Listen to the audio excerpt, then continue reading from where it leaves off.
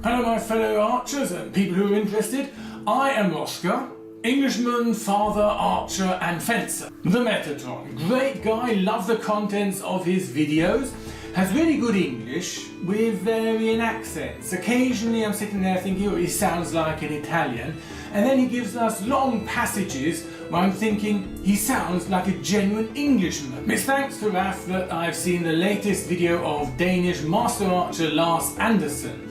I watched the Metatron's reaction video to it and then I wanted to watch the original. Unfortunately Lars had removed it, so I went and watched it somewhere else. I just refer to Lars Andersen as Master Archer because I sincerely believe he has a brilliant skill.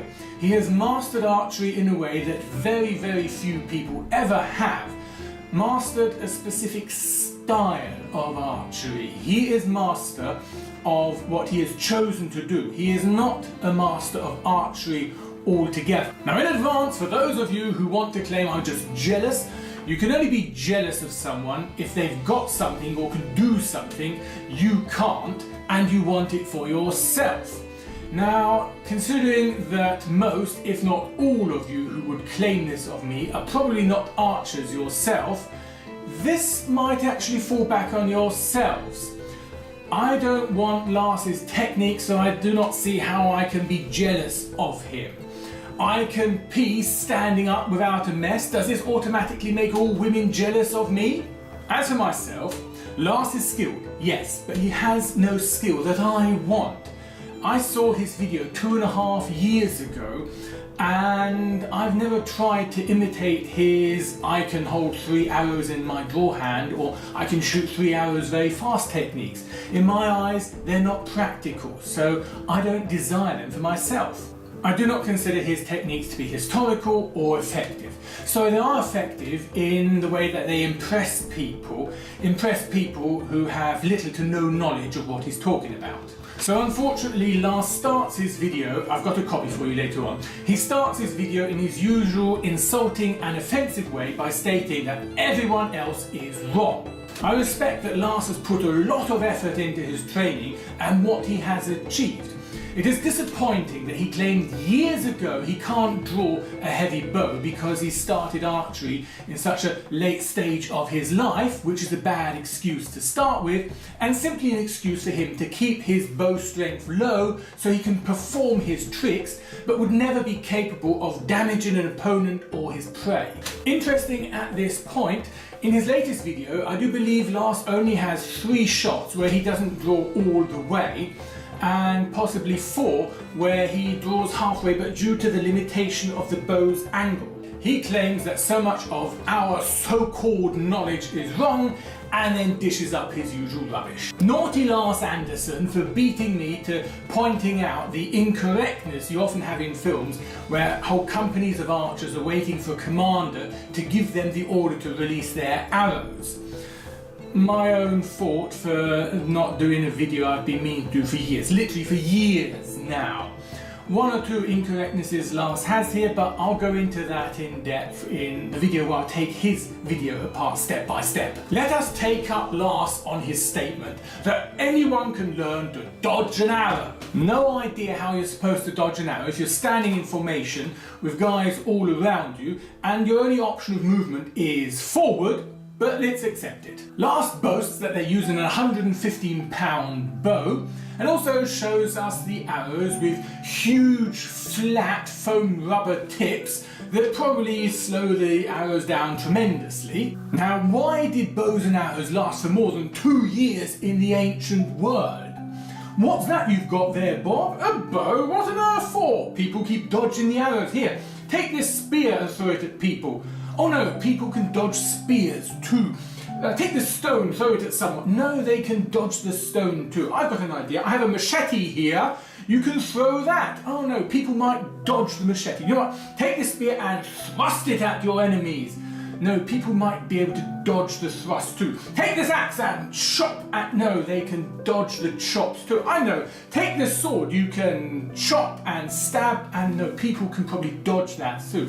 I think we'll have to wait with warfare until gunpowder is invented in a couple of 1,000 years' time. Now here's something I'd never expect Lars to figure out. Archers do not have to shoot to kill. Now you're thinking this will contradict what I've said in the past, that his shots are so weak he could never damage or kill someone. The potential has to be there, so the incoming arrow has to be dangerous, and Lars's isn't.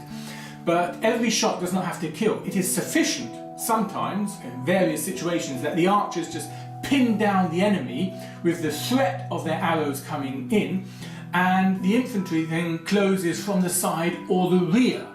The statement that you can dodge an arrow but not a bullet is wrong.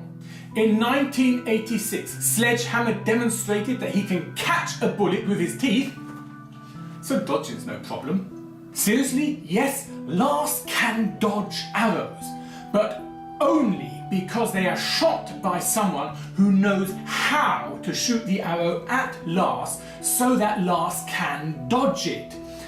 Every time he is shot at by someone and dodges the arrow comes announced. Lars is aware of that shot, he's concentrating on it, probably so much so that a second archer would be able to shoot Lars without Lars noticing it. His videos would be really nice if you'd say, hey, look what I can do, performs his tricks and says, was that entertaining? Instead, he claims that he is the only person that has researched archery, everybody else is wrong, and this is what archers did on a daily basis. I can't follow his line of thought when he asks what fencing would look like if swordsmen practiced on stationary targets. They do. Be it a log of wood or an opponent who's not moving, it's what you start with. You have to learn to judge your distance and practice your cutting.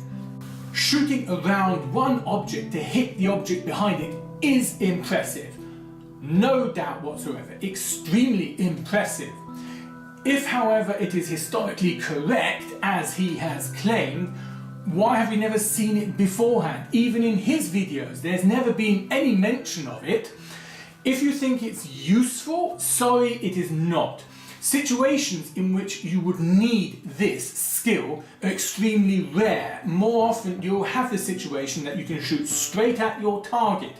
If you find yourself in the situation that there's something in the way, most likely you can just take one step to the side and you've got a clear shot again. To perform this shot, I don't know how he does it. It's probably some manipulation of the arrow or the way he releases, but however it is, it needs extra preparation. When shooting, it needs extra calculation.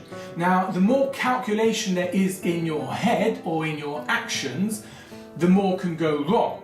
So it's more practical to practice shooting straight at your target, and if your target's not straight in front of you, just taking that step to the side. And I'm pretty sure Lars can only perform this trick if he stands still, something that he himself claims in this same video makes the archer useless. At the end of his video, stating that bows have zero effect in war these days is as stupid as saying you cannot kill people with swords these days. Yes, there are thousands of alternatives that can be more effective, but that does not render the bow harmless. The history of bows and arrows being used for hunting is much older than the history of bows and arrows being used for trick shooting. The history of bows and arrows being used for warfare is also older than the history of trick shooting. In both cases, effectiveness is important, impressiveness not. It is good that Lars has moved away from his "it is historically correct to draw the bow only halfway," but he has replaced it with new rubbish. My theories as to why he has removed this new video. Number one, he has realised that he is setting a bad example for children by shooting towards people. I know I myself am also guilty of filming things that are inappropriate for very small children to see. I'm not talking about my nocturnal activities, I don't film them. Well, not too often, and I don't publish them. Number two, perhaps he had second thoughts about his "all you know is wrong and only I have the truth," and realised that it is offensive and insulting to people who have spent a lifetime of really researching, learning and teaching archery. But I doubt that. More likely he has realised that his claim, if multiple arrows are coming at you, all you have to do is hold up a shield and the archer has wasted his effort. He's realised that by stating this, he has shown his shooting 3 arrows in under half a second is useless. I doubt it's any of these 3 reasons, and we'll never find out. So thank you very much for watching me so far. If you enjoyed this video, please do give it a like. A video will be coming up shortly with a thought on necromancy. If you want to see Lars's original video, you click here. If you want to see me do intelligent things, you can click here or here. And if I finish dissecting his video, you'll be able to click here to watch that. Thank you very much. I'm Hrothgar, and I'll see you next time.